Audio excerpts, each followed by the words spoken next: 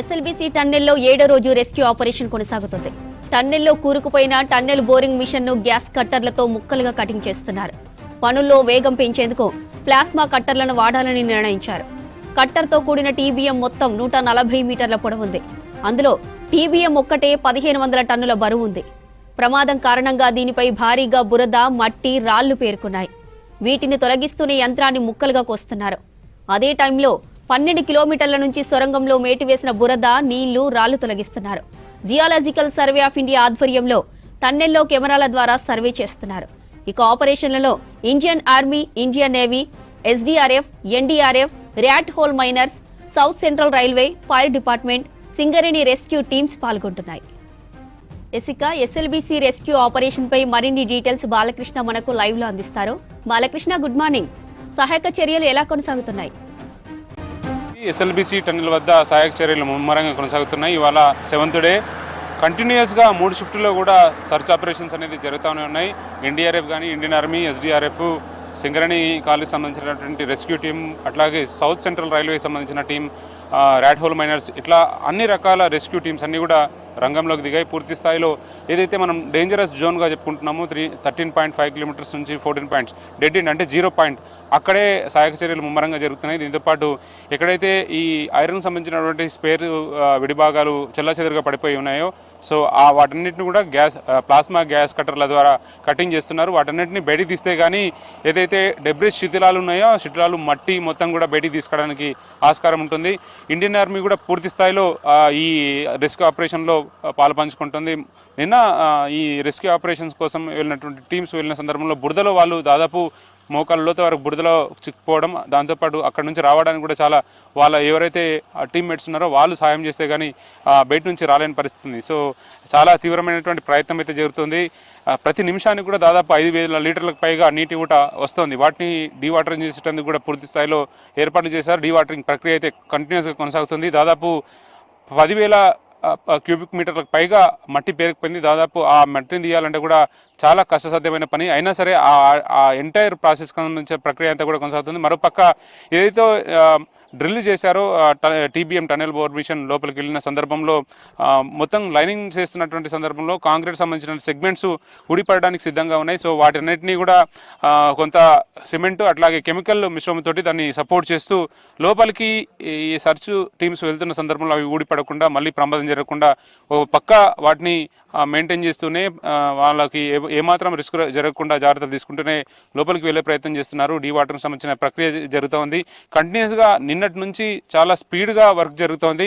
దీంతోపాటు 3 టీములు 3 షిఫ్ట్లో కూడా పనిచేస్తున్నారు. వచ్చిన ఏదైతే మెటీరియల్ ఉందో దాన్ని అంతా కూడా మట్టి కానీ, బురదను కానీ బయటికి తీసుకురావడానికి లోకో ద్వారా బయటికి తీసుకొచ్చే ప్రయత్నం చేస్తున్నారు. ఇక ఎంటర్ ప్రాసెస్ సంబంధించి Indian survey team of India పూర్తి స్థాయిలో అక్కడ నిమగ్నమైంది. అందుకు సంబంధించినటువంటి టీమ్స్ అంతా కూడా పూర్తిగా ఇన్వాల్వ్ అయ్యి సో టన్నెల్లో ఇంటర్నల్ సర్వే చేస్తున్నారు కెమెరాల ద్వారా.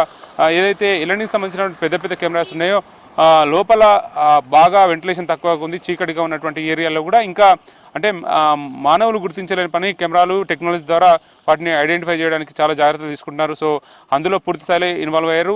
ఆల్ ఇండియా అట్లాగే అంతర్జాతీయ స్థాయిలో ఎవరైతే ఈ టన్నెల్ ఆపరేషన్ సంబంధించినటువంటి ఎక్స్పీరియన్స్ ఉందో వాళ్ళ అనుభవాలు కూడా తీసుకుంటున్నారు. ఇక్కడ రెగ్యులర్గా ఉండి మానిటరింగ్ చేస్తున్నారు ఇంటి ప్రాసెస్ అంతా కూడా. సో నిన్నటి నుంచి సీరియస్గా జరుగుతున్నటువంటి ఈ సహాయక చర్యల్లో అన్ని టీమ్స్ కూడా చాలా చురుగ్గా ఇన్వాల్వ్ అవుతున్నాయి. లోపల నుంచి డెబ్రిస్ని బయటికి పంపించే ప్రయత్నం అయితే చేస్తున్నారు. కొంత రూట్ ఏర్పడితే కానీ డేంజర్ జోన్ని దాటి బయటికి లోపలికి పోవడానికి ఆస్కారం ఉంటుంది. మనకి ఇప్పటివరకు అయితే టీబీఎం సంబంధించినటువంటి ఆనవాళ్ళు అయితే లేవు. కేవలం బ్యాక్ పాయింట్ ఏదైతే హిండ్ పాయింట్ ఉందో, టేల్ పాయింట్, ఆ పాయింట్ మాత్రమే కొంత కనిపిస్తుంది.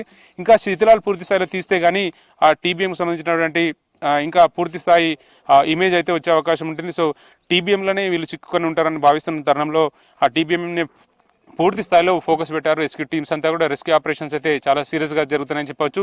ఈ ఆక్సిజన్ మిషన్ సంబంధించినటువంటి ఏదైతే లోపల ఈ ఎంటైర్ ప్రాసెస్ జరుగుతున్నప్పుడు సెకండ్ టైం డ్రిల్లింగ్ స్టార్ట్ చేసిన సందర్భంలో ఆక్సిజన్ మిషన్ కూడా కొంచెం స్పేర్ పార్ట్స్, ఐరన్ విడిభాగాలంతా కూడా చెల్లా చెదరుగా పడిపోయాయి. వాటిని కూడా గ్యాస్ కట్టర్ల ద్వారా, ప్లాస్మా గ్యాస్ కట్టర్ల ద్వారా తొలగిస్తూ వాటిని బయటికి పంపించే ప్రయత్నం చేస్తున్నారు. లోకో ద్వారా వచ్చిన మెటీరియల్ బయటికి పంపిస్తున్నారు. దీంతోపాటు లోపలికి వెళ్ళే టీం కూడా అదే లోకో ద్వారా వెళ్తున్నారు.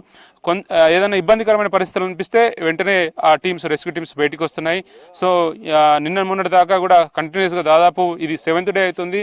కంటిన్యూస్గా రెస్క్యూ ఆపరేషన్ జరుగుతున్నాయి.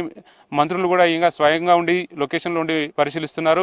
ఇంకా మనం పూర్తి స్థాయిలో చూస్తే మాత్రం అటు జేపీ కంపెనీకి సంబంధించి కానీ అట్లాగే రాబిన్స్ గ్రూప్కి సంబంధించినటువంటి ఎవరైతే ఇంజనీర్స్ ఉన్నారో, ఎక్స్పర్ట్స్ ఉన్నారో వాళ్ళు కూడా ఈ టీంలో ఇన్వాల్వ్ అవుతున్నారు. ఎందుకంటే సొరంగం సంబంధించి స్టార్టింగ్ నుంచి వాళ్ళు ఉంటున్నారు కాబట్టి 2005లో ఈ పనులు స్టార్ట్ అయినప్పటి నుంచి కూడా వాళ్ళు పూర్తి స్థాయిలో ఇన్వాల్వ్ అయ్యారు. కాబట్టి ప్రతి ఏరియాలో కొంత ఏదైనా డౌట్ ఉన్నా లేకపోతే ఏదైనా సహాయక చర్యలు వాళ్ళ అవసరం ఉన్నా కూడా వాళ్ళ సహాయ సహకారాలు తీసుకుంటారు. ఇంకా ముఖ్యంగా ర్యాట్ హోల్ మైనర్స్ కూడా వాళ్ళు ఇండియన్ ఆర్మీ అట్లాగే ప్రత్యేకించి ఎన్డీఆర్ఎఫ్, ఎస్డీఆర్ఎఫ్ టీమ్స్ కొంత టెక్నికల్గా ఈ సొరంగం విషయంలో అనుభవం లేకపోవడం వల్ల ర్యాట్ హోల్ మైనర్స్ ప్రత్యేకించి ఉత్తరాఖండ్లో గతంలో జరిగినటువంటి ప్రమాద నేపథ్యంలో వాళ్ళకి ఎక్స్పీరియన్స్ ఉంది కాబట్టి ఆ ఎక్స్పీరియన్స్ బేస్ చేసుకొని ర్యాట్ హోల్ మైనర్స్ కూడా చాలా స్పీడ్గా వెళ్ళిపోతున్నారు.